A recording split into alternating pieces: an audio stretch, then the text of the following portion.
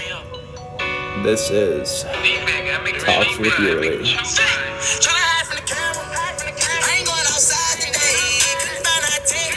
What is going on, everybody, and welcome to the first ever Talks with Yerlie.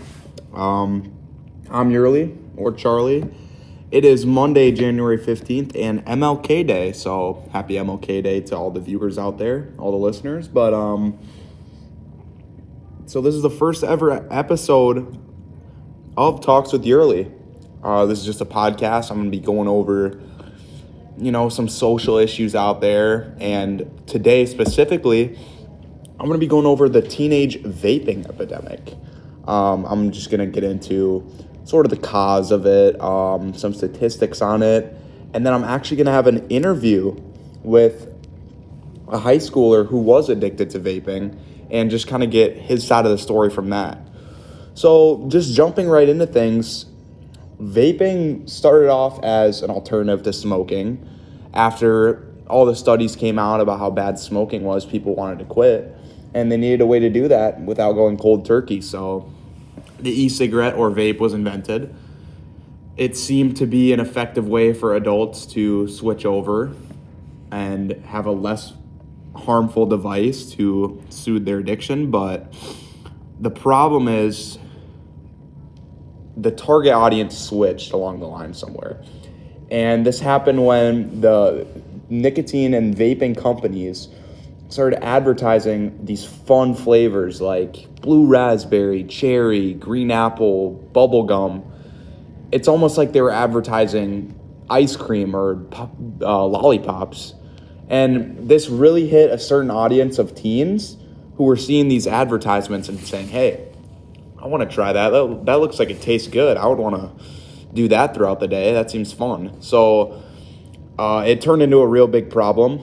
A lot of teens started using it. The most recent survey done by the CDC, or Centers for Disease Control and Prevention, said that 14.1% of high school students reported vaping usage in the last 30 days or the 30 days prior to the study.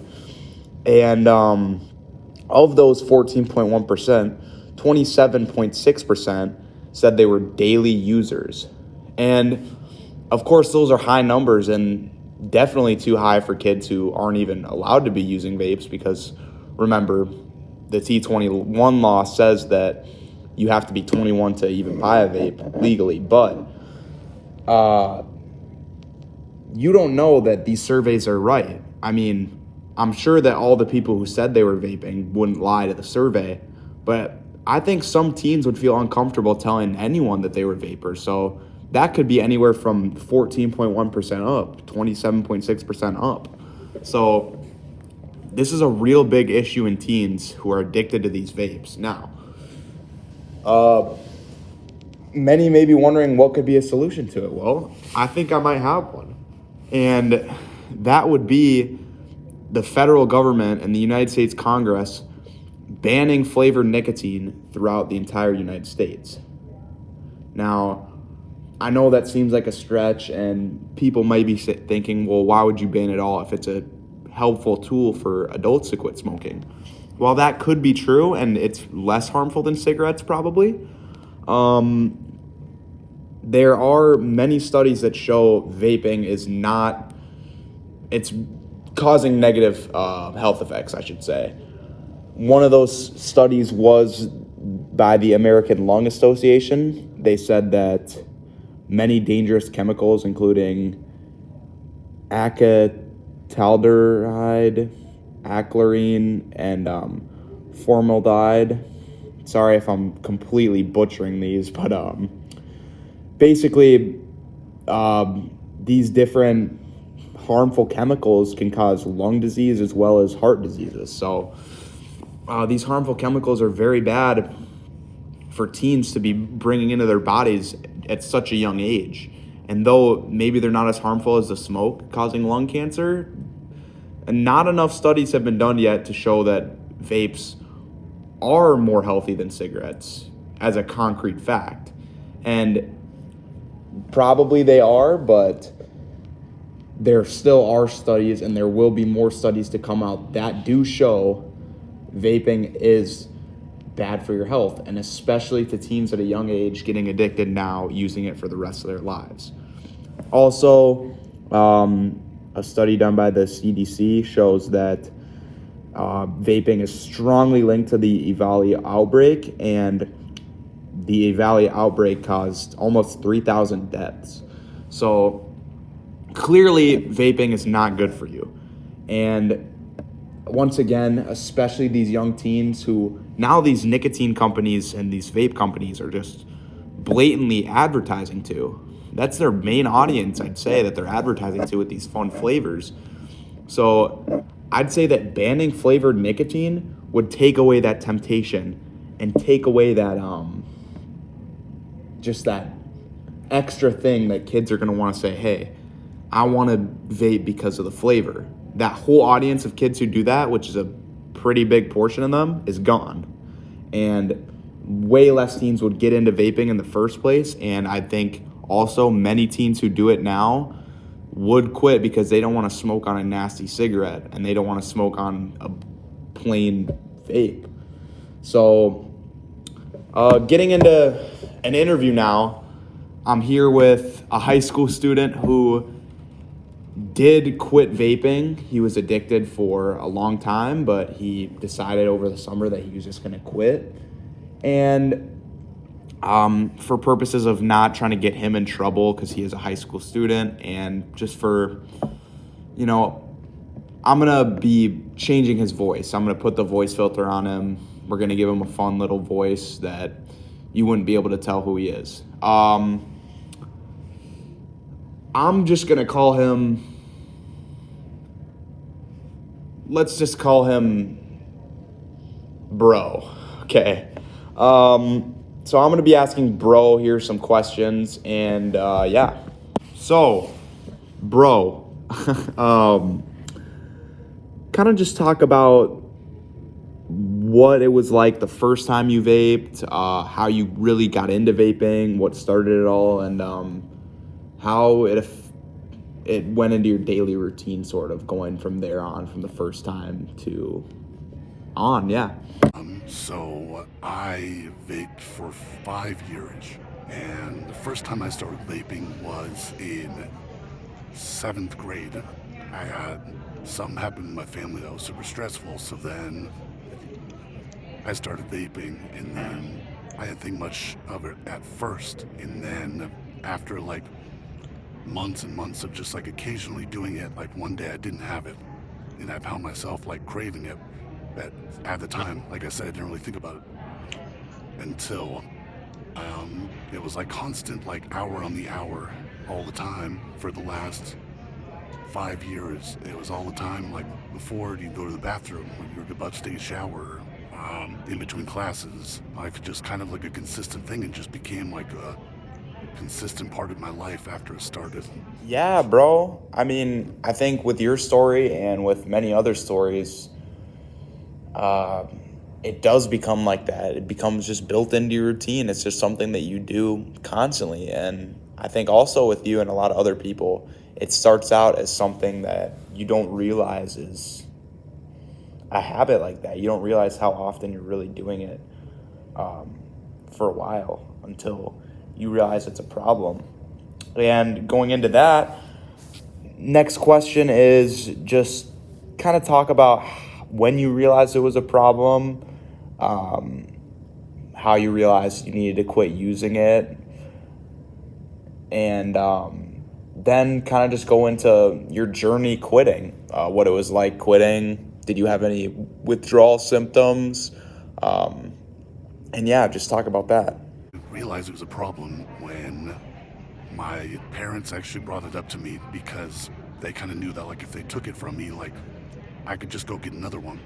So they didn't really they didn't punish me very well for it, which I had that conversation with them and they regret not doing that. But yeah, so that's when I realized it was a problem, and I ended up quitting at the advice of my girlfriend, because I wanted to do college sports, and I knew that if I continued to go down that path, then my lungs wouldn't be as strong and I wouldn't be able to perform at the level that I knew I could. So I ended up quitting, and I had to do it like cold turkey. Like didn't try to lean off of that, just threw them away. And then went from there, and it was like the first day was fine. Like I was just kind of thinking about it, wish I had it. A little bit of withdrawal symptoms were like I'd sweat a lot, or I'd get really anxious, like really irritable, and like my hands would shake, like I didn't have like steady hands. And the second day, I had a like total anxiety attack, and had to take one of my parents' anti-anxiety medication to like calm me down, and, like slow my heart rate, because I was like freaking out. And after that, the third day was some of the same, little not as bad as the second day, but then just kind of like gradually was like less intense. But like the major withdrawal symptoms were like irritability, shaking. My eyes would get super like red, like really dry. And yeah, after a few months, they kind of subsided. But like one of the major things that helped was like hard candy, like Jolly Ranchers, or like Werther's like caramel candy, and like gum, like whatever keeps your mouth busy is good. Like suckers, those are really good too. So yeah. You know, bro, hearing you talk about your journey of quitting makes me want to bring something up. I think that a lot of people only look at the negative health effects of vaping. They want to know what the studies are on it. They want to know how it's negatively affecting whoever's doing it. And while that is important, if it wasn't harmful, I don't know why people would want to ban it.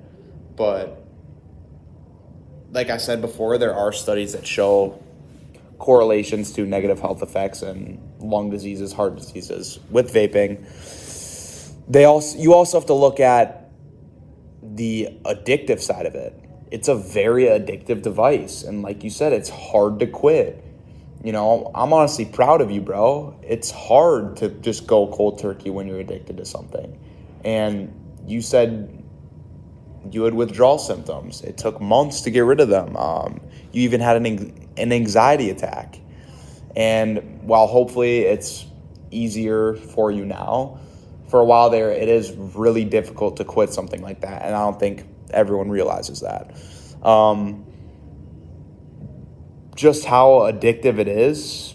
Well, for $20, a teenager can buy the nicotine equivalent of several packets of cigarettes, actually the equivalent of 40 packs or 800 cigarettes, which is pretty much mind-blowing to me how much nicotine are in these things, and that's the addictive chemical in vapes. So beyond health effects, it's very, very addictive. My last question here for you, bro. I know that you touched on how you quit was your parents pushed you to quit, and your girlfriend just kind of made you realize what you're doing wasn't benefiting you. And I think it's very important for our loved ones to help us with that when we have a problem. But I think a way to stop the problem before it becomes one for a lot of people would be for the United States Congress to ban flavored nicotine throughout the United States. So, bro, tell me your thoughts on that and if you think it would help. I think like the government allowing flavored nicotine products is a big problem, because kids have fun with it and they like the flavors, and they keep coming back because new flavors keep coming out, and cigarettes taste bad, so people don't like to use that as something that gives them nicotine, because it's like a whole process, whereas vaping is super easy and is fun, and that's why a bunch of teenagers do it. And I think it would definitely help in solving the issue if the government would crack down on the sales of flavored nicotine. I couldn't have said that better myself. I'm